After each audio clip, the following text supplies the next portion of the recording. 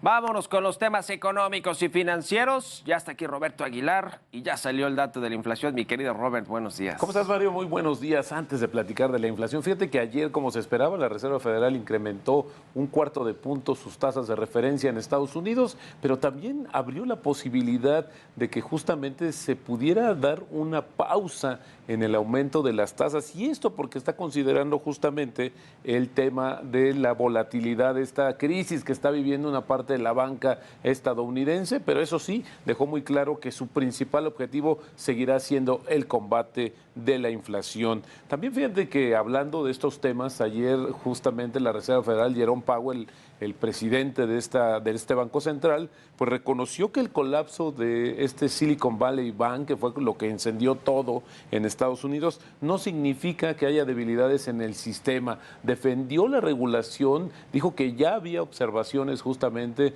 en los estados financieros de este banco desde ya hace un par de años, y que esto era importante, pero que al final del día la reacción de los inversionistas y ahorradores fue mucho más rápida que la regulación. Y otro dato interesante, fíjate que una combinación de diferentes factores, como el tema de esta situación de las medidas tan estrictas que China implementó para combatir justamente el coronavirus, también las perturbaciones en sus procesos productivos, y el tema de estas regulaciones contra las grandes empresas tecnológicas provocaron, Mario, que solamente en un año el número de millonarios chinos se bajara prácticamente a la mitad, de acuerdo con una encuesta que se realiza cada año, un estudio donde identifica a los millonarios del mundo. Pues China perdió la mitad de ellos. Interesante lo que sucede aquí, las repercusiones también de esta combinación de elementos. El tipo de cambio cotizando en 18.56, con esto tenemos una ganancia anual de 4%, y ahora sí vamos al tema de la inflación, Mario. Salió por debajo de lo que se esperaba, 7.12 a tasa anual en la primera quincena de marzo. Con esto ya hila 4 quincenas justamente de disminución. Todavía hay ciertas cuestiones que preocupan a los analistas, sobre todo la inflación subyacente, pero si me permites vamos a ver rápidamente qué fue lo que más, la incidencia que tuvo precisamente en la inflación, en los precios en esta primera mitad de marzo. Y ahí vemos los que más subieron.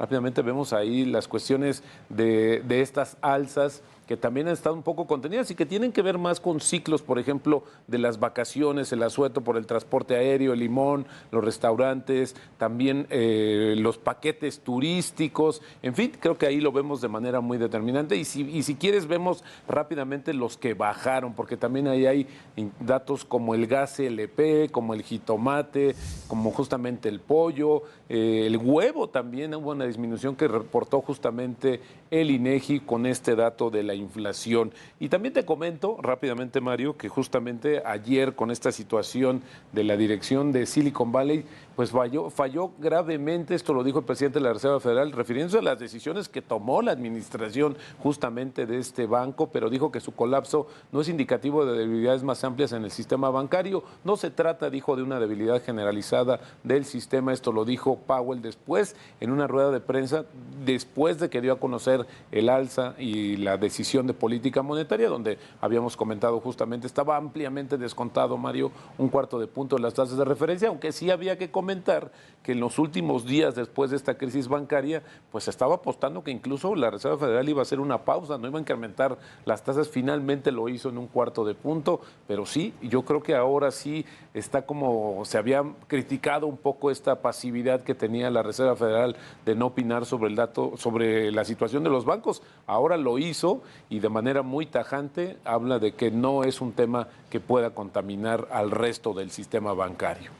Pues sí, ahí está lo que ya dijeron los integrantes de la Reserva Federal con respecto a este tema.